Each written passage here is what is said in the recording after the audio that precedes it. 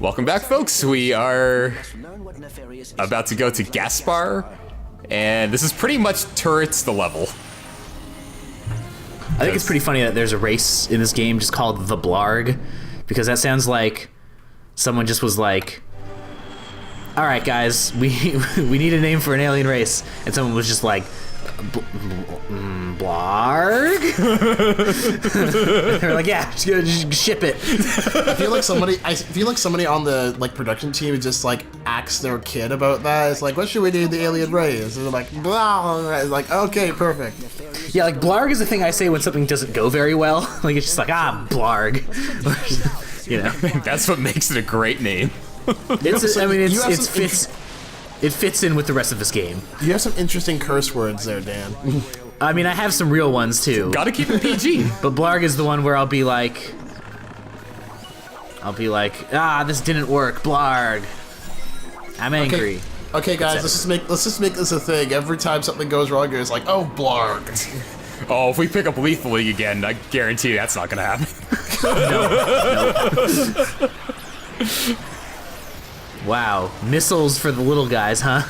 Yeah. Oh, man, gotta give him an example. So when you mess with Ratchet and Clank, you don't come back.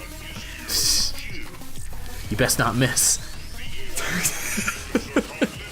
I mean, and this part is satisfying, but the problem is there's no real consequence to just blasting everything in sight. So there's nothing really stopping you from mashing that or just holding down that turret button.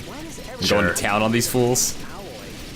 Do you guys find it kind of weird how games will make it so that you have limited ammo for everything and then turrets are just infinite? So there's a really interesting thing in old Medal of Honor games where turret sections, enemies coming in was actually triggered by you going on the turret. So if you just skipped the turret section, it would be way easier, because it was the minute you go on the turret, a bunch of enemies start spilling in, and there's a ton of them, so that you can feel really cool killing a bunch of dudes really quickly with the turret. But if you just skip that the enemies don't generate, so you don't actually need to do the turret part. It's weird. What? It's just weird scripting.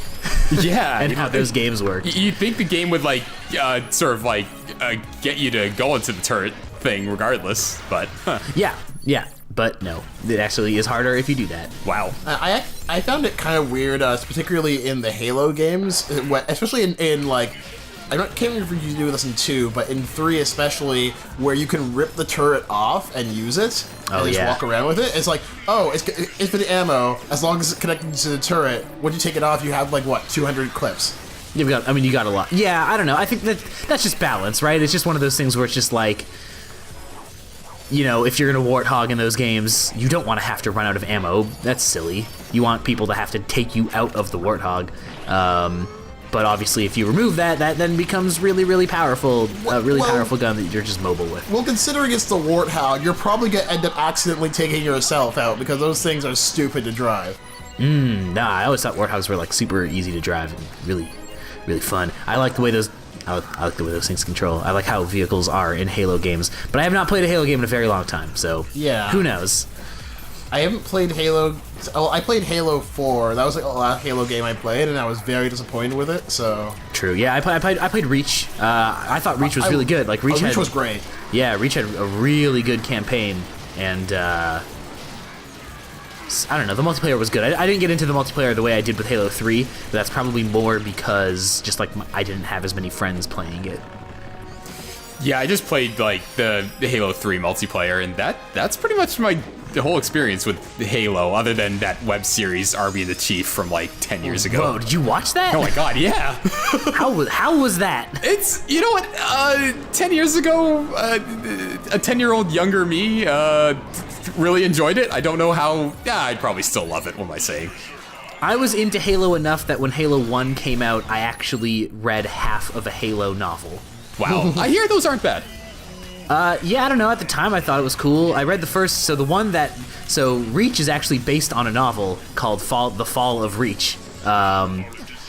which is sort of an event that's referenced in the first Halo as like, oh shit, we just lost Reach. Well, they like, that's reference sort of where the game Reach starts. a lot in Halo. Yeah, they do. It's true. What's Reach? Is that like the Clone Wars sort of thing? Like something that's Reach is referenced a lot? planet, and it's like sort of the first time that they got really messed up by the Covenant. Because that's like where put their it this bases way, were. like Reach is basically like the Return of the Sith to Halo. Yeah, kind of. Reach is like the Order 66 of Halo. Gotcha. But yeah, so the game goes a very different route than the book does, but the book is I don't know. I read the first half of it, and when I was 13, I thought that book was pretty cool, even though I never finished it. I think that's the only video game novelization I've ever read. I've read a Mass Effect comic, which was not very good, and that's pretty much it. Did you guys read those Choose Your Own Adventure Nintendo books, like, way back in the day? Yes. Yeah, they had some Zelda ones. They had a Mario one based off I Mario read the Brothers Zelda 2, ones. I think. Interesting. Yeah, the Zelda ones were interesting. They were based off of the Oracle, Oracle games. I really like those games, so I was a sucker for the books. I've never played those games. them. I've heard they're really good. There's someone at my office who's replaying them right now, whose opinions I respect, and he said that like it's pretty cool. And after I'm done Breath of the Wild, but I've not beaten everything in that game. I'm gonna go back to it, but I can't finish Breath of the Wild, not because I actually can't finish it. I could have finished it ages ago, but Yeah. just like every single time I want to go storm the castle, I get like 5 different things that I just like, I better go check out. Yeah, and totally. I just never bother getting there. yeah, the only reason I got to the castle early was because Persona 5 was coming out, and I was like, shit, I need to play Persona 5, so I need to at least put some sort of pin in Zelda right now. But I'm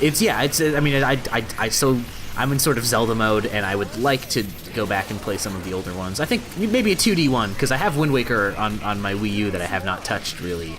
Dude. Yeah, I know. There are the CDI games. That's 2D.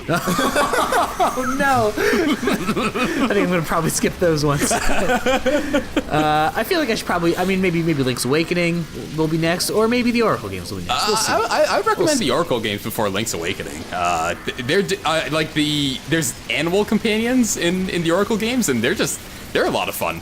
And right. They never really revisit. Yeah, I don't think any Zelda game really revisits that mechanic or that vehicle, I should say. So You turn into a wolf. Well, Somebody okay, needs yeah, help. there's a wolf, but that's still Link. It's not like an animal friend. What? I don't want to die. I get it. It's good. It's good. Yeah, this part's just a grind. I do. That just came out of nowhere. I do like how it does sort of force you to like be strategic about how you use your. I mean, clearly I did not use my resources well here because I had to run back to a Gadgetron vendor. But you know, just because you have the turrets doesn't mean like you're all invincible. Yeah, they're pretty good at setting up combat scenarios in this game. Like, they're not necessarily... Like, these combat scenarios are not necessarily, like, Halo-level campaign things, but, like, they are dynamic and interesting, and they, like, set you up with some things that make you have to use your stuff pretty creatively. Yeah. Oh my god, Will. Oh my god, Will. Time. Guys, it's fine. Gotta go fast. You know, I was wondering why you didn't do that grinding section at the beginning of the level, and I didn't realize, I think, that you didn't have the grind boots already. Yeah, not for lack of trying. Yeah, another just like, hey, this was in the original Ratchet and Clank, and here they are again. The grinding in this game is pretty, like, it's a spectacle, but I'd say it's uninspired in its design. It feels exactly like the original Ratchet and Clank section. So, Will, were you having Sonic Adventure 2 flashbacks? Look, at least with Sonic games, like, it's fast-paced grinding, especially when you look at Unleashed and Generations, and the part's over. I could go on about the grinding mechanic in Sonic games for, I don't know, an hour or two, so I'm gonna cut it off here. You gotta get those soap shoes, man. Oh, those soap shoes.